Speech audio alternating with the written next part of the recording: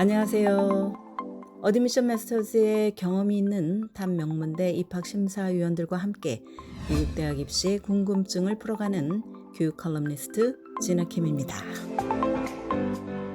구독과 좋아요, 알림 설정은 영상 제작에 큰 힘이 됩니다.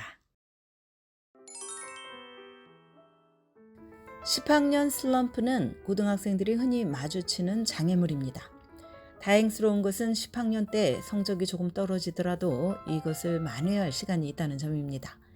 그러기 위해서는 이 현상의 원인이 무엇인지 먼저 이해를 해야 합니다.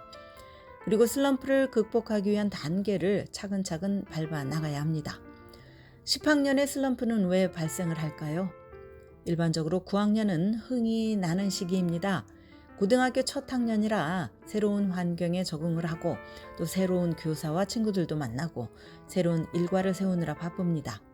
고등학교는 중학교에서 한 단계 도약하는 것과 같습니다. 학업의 난이도나 학생에게 기대되는 독립성의 수준이 중학교 때와는 사뭇 다릅니다. 그래서 많은 학생들은 9학년에 대해서는 미리 주의 깊게 대비를 하고 또 목표 설정이나 계획도 확실하게 준비해서 옵니다. 그러나 10학년이 되면 9학년 때 가졌던 마음가짐이 희석되기 쉽습니다. 동기부여가 적어지고 고등학교가 더 이상 새롭게 느껴지지 않으면서 새 환경에 적응하고자 긴장했던 마음과 노력이 사그러지는 것입니다. 그러니 공부가 느슨해지거나 책임감이 예전만 못해져서 성적도 자칫 떨어질 수 있습니다.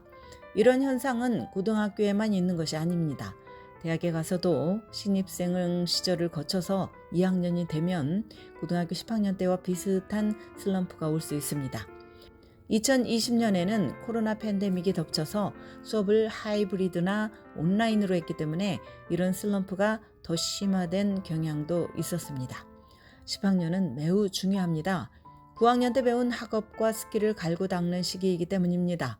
또한 고교 생활에서 가장 정점이라고 할 수 있는 11학년 때 최고의 성과를 내기 위해서는 10학년을 적극 활용을 해야 합니다.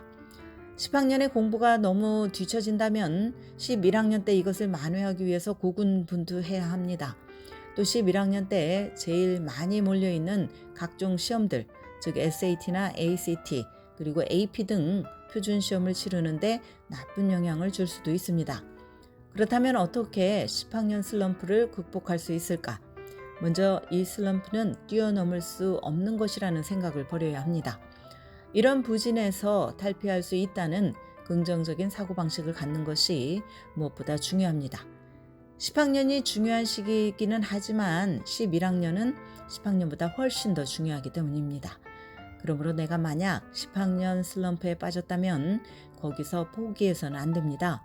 11학년에 강력하게 회복을 해서 10학년의 부진을 만회할 수 있도록 해야 합니다.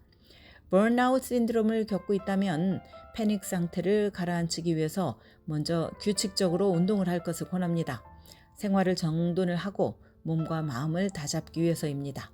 이렇게 해서 다시 집중할 수 있는 상황이 되면 먼저 10학년 생활과 성과를 돌아보아야 합니다. 객관적으로 자신의 노력이 어땠는지 평가를 합시다.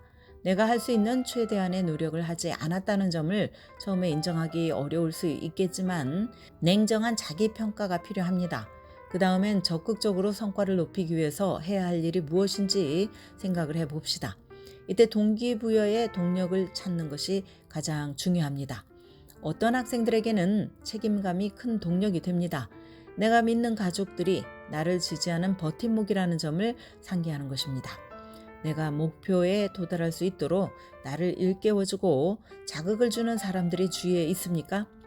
나를 둘러싼 환경이 어떤지 점검을 해보십시오. 나를 지지하는 시스템의 구성원은 가족이 될 수도 있고 또 친구나 교사, 또 운동부의 코치, 아니면 카운슬러가 될 수도 있습니다. 그런 다음 지금 나에게 가장 중요한 목표는 무엇인지 곰곰이 생각을 해봐야 합니다. 대학 입시 경쟁력을 높이려는 것인가? 그렇다면 10학년에 겪은 슬럼프가 학생으로서 나의 능력을 측정하는 지표가 아니라는 점을 증명해야 할 것입니다. 새로운 목표를 설정을 했다면 이것을 이루기 위해서 몇 가지의 단계적 목표로 나누는 것이 좋습니다. 예를 들어서 영어 성적을 A로 올리겠다는 결심을 했다고 칩시다. 이 목표를 달성을 하려면 먼저 한 달 내에 모든 숙제를 최고의 수준으로 해내고 또 모든 시험에 대비해서 최소 2주 전에 공부를 시작하겠다는 결심을 세우는 것입니다. 단기적이고 구체적으로 목표를 설정을 하면 행동으로 실천하기가 쉽습니다. 이렇게 해서 목표를 달성할 경우 자신에게 합당한 보상을 주는 것도 좋습니다. 예를 들어서 하루는 가장 좋아하는 취미 활동을 한다든지 아니면 유쾌한 영화를 보면서 망중한에 빠진다든지 하는 것입니다. 교사나 카운슬러를 찾아가서 조언을 구할 수도 있습니다.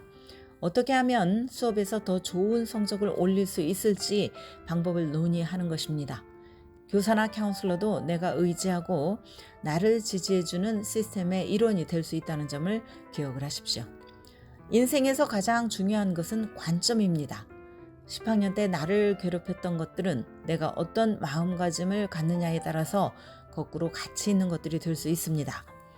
4년간의 고교 생활 중 10학년에 겪은 슬럼프는 길 위에 난 돌뿌리 정도로 여기면서 오히려 인간적으로 나를 성장하게 한 계기로 볼 수 있습니다. 목표는 11학년 때 최고의 성과를 내고 또 12학년 때 대학 합격증을 거머쥐는 것입니다.